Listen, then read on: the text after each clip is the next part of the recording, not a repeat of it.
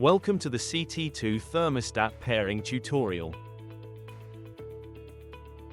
Open the Rointe Connect app, which you should have previously downloaded from the App Store or Google Play. Select the zone where you have installed your thermostat. Tap on New Product and select Thermostat CT2. Activate pairing mode. To do this, press and hold the top left icon for 3 seconds. The device will restart and generate its own network, displaying the last 3 digits of it on the screen. The blinking of these digits, along with the flashing thermostat icon, will confirm that your device is in pairing mode. It will now scan for Bluetooth devices within range. This step will help determine whether you should connect via Bluetooth or Wi-Fi.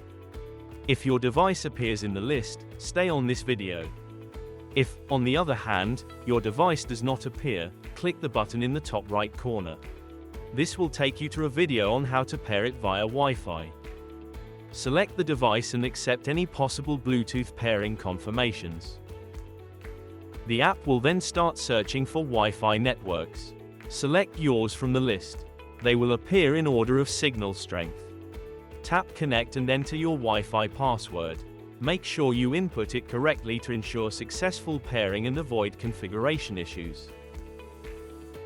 The app will prompt you to enter the installed power of the thermostat, a value obtained by multiplying the power by the square meters of installed mesh. This value will be used to calculate consumption statistics. Additionally, you must enter the maximum temperature for the floor sensor. For natural, vinyl, or carpeted floors, the maximum temperature is up to 27 degrees Celsius. For ceramic floors, it is up to 40 degrees Celsius. All set, you can now conveniently control your underfloor heating system anytime and anywhere from your Rointe Connect app.